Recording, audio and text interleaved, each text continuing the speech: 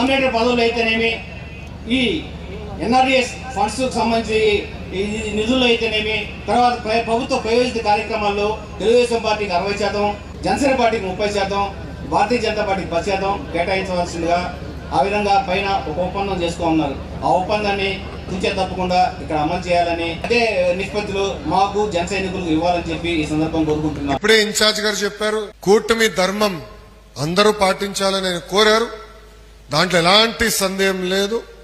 పల్లా శ్రీనన్న నాయకత్వంలో కమిటీ పనిచేస్తుంది. పల్లన్న నాయకత్వంలో మన నియోజకవర్గంలోనే కాదు, అన్ని 175 నియోజకవర్గాల్లో కూటమి ధర్మం పాటించే బాధ్యత మేము తీసుకుంటాం. ఇప్పుడు ఎమ్మెల్యే గారితో కూడా నేను మాట్లాడతాను, దాంట్లో ఎలాంటి డౌట్ అవసరం లేదు.